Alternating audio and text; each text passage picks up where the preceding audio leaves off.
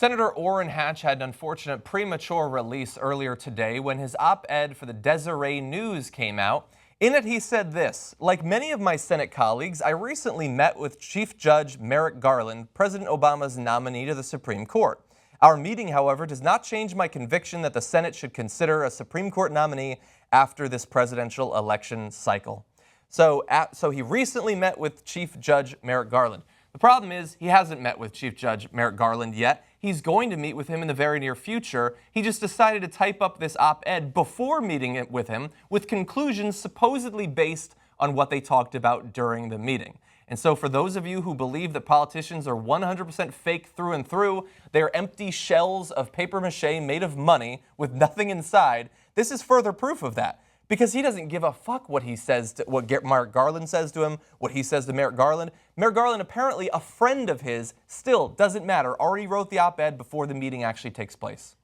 If I were Merrick Garland, I wouldn't meet with him in the future, considering the statement that was just released prematurely. I mean, think about that. He crafted that statement, and it was accidentally released before he even met with this judge. Yeah. And it shows you, yes, how fake they are, but more importantly, how little interest Republicans have in working with the president. First of all, this whole argument about how, we should wait until after this election cycle and let the new president decide who the next Supreme Court justice should be is absolutely ludicrous. We have a sitting president right now, okay? Yeah. He has the power to pass executive actions or do executive actions. Why wouldn't we let him nominate a judge, and why won't Congress vote on it? Like, what's the problem here? Where in the Constitution does it say that you stop nominating judges 9 months out from an election? And this is the type of obstruction that leads to such an unfavorable, point of view of Congress. The public does not think highly of Congress, and part of the reason why is because they do nothing. They do nothing except for block things that should not be blocked, like the nomination of the next Supreme Court justice. Obama is the president. Obama should be able to nominate him, and these Republicans in Congress shouldn't go out of their way to block it. Exactly. It makes me so angry, and it's so frustrating because it shows you just how broken the system is. Totally. Now, look, they tried to cover at the Deseret News because, of course, they're embarrassed, I suppose, that they accidentally released this and made a senator look ridiculous. So Paul Edwards, the executive editor of the News, described the piece as a draft that was awaiting edits from the senator following his meeting with Judge Garland and was published inadvertently. That last part is true.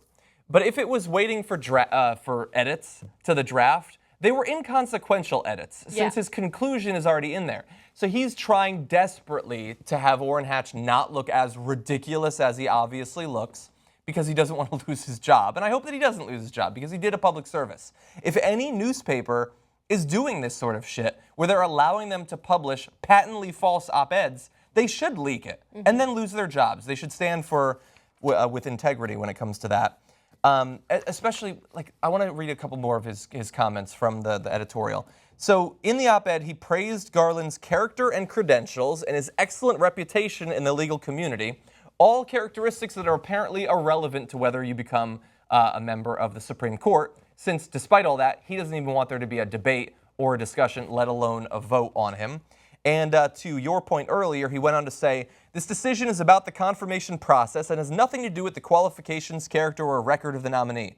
The reasons for considering a nominee after the political fireworks of a presidential election remain just as compelling today as they were in February following Justice Scalia's death." I agree. They weren't compelling then. They're not compelling now. In fact, the bitterness, pressure tactics, ad campaigns, and political grandstanding since then have only confirmed that we made the right decision. The bitterness, pressure tactics, ad campaigns, and political grandstanding. First of all, most of that is stuff that you guys were doing, not that the Democrats are doing. You guys are grandstanding by not allowing it to go forward. They're not grandstanding. They're barely standing at this point because their spines won't keep them up. Ad campaigns have been run by Republican groups trying to pressure Republican senators to not cave. And the bitterness, there would be no bitterness if you hadn't blocked his constitutional responsibility of filling a vacancy on the Supreme Court that is stopping them from doing their job. It's so frustrating. It's ridiculous, and it's see-through. It's so see-through. It is see-through. If 9 months you can block, okay, for 2 years, maybe for the entire term.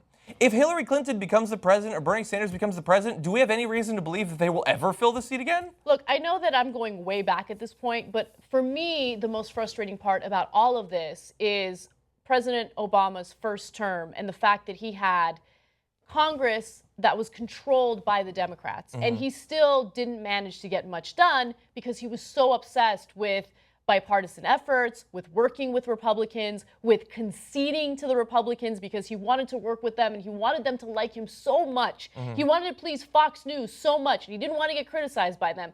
That's what frustrated me because in essence, in some way, President Obama enabled this type of behavior, right? I get it. It's important to compromise in certain situations. I get that it's important to work together with your opponents to make certain things happen. But President Obama had the ability for real change in his first term, and he failed in that. And he failed. There were some good things. There were some good things, but I mean, look, we joke a lot about how it's 5% change because essentially that's what it is. I mean, name some of the good things. I would say that raising the CAF standards was absolutely huge. They dealt with bankruptcies and stuff like that. In the wake of the financial collapse, they did a lot of stuff in terms of consumer financial protection. I know, but you know how I feel about Dodd-Frank. The student loan stuff is pretty good. Oh, no, I'm not even focusing on Dodd-Frank. That was the one thing out of Dodd-Frank that I mentioned. But there were various things like that, and they did get Obamacare passed. It's not as strong as I would like, and I would prefer Bernie Sanders' version. But there had been nothing like that for literally 35, 40 years at that point. Look, student loan debt is still a huge issue, okay? But it would be with worse. The federal government, it wouldn't be 1.3 trillion. Maybe it would be 1.4 trillion instead. I don't know. That's 100 million worse. Whatever. Billion. I mean, look, that's a lot of money, but you get what I'm saying. It's not enough change to actually solve the real issues that we have in this country.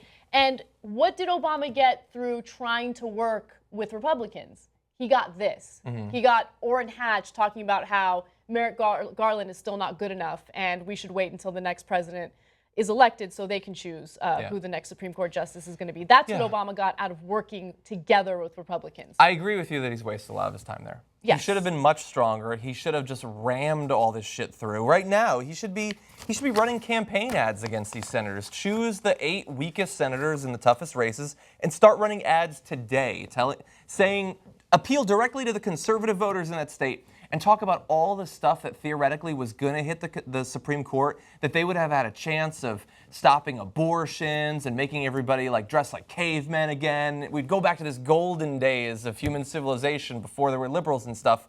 And that's being blocked because your senator's not doing his job. By the way, if he shouldn't put a Supreme Court nominee up to be confirmed because we're so close to an election, who are you to be writing op-eds or meeting with Supreme Court justices or choosing not to confirm them? We're about to have an election and you're trying to do your job? No, no, no. There's political fireworks and stuff. You shouldn't be doing any of that shit. Orrin Hatch. Of course, they still think they get to do their job and all their ridiculous shit. Anyway, look, they're standing up against Merrick Garland now. There's still a very good chance that if the election doesn't look like it's going to go their way, or even if Donald Trump ends up winning, that they might end up wanting to confirm Merrick Garland anyway, because it's not as bad as some of the options, especially if Hillary Clinton becomes the next president. She will probably choose a justice that is in various ways more liberal than Merrick Garland. Yeah, I mean, and by the way, I want you guys to understand, Merrick Garland isn't my first pick. I have some. He's weak. I have significant issues with the way that he's ruled on things like campaign finance in the past. But with that said, we have a sitting president right now, and the way that Republicans prematurely and preemptively say no to anything that the president wants to do is what frustrates me the most, because they refuse to work together, and obstruction has been a huge issue during Obama's presidency.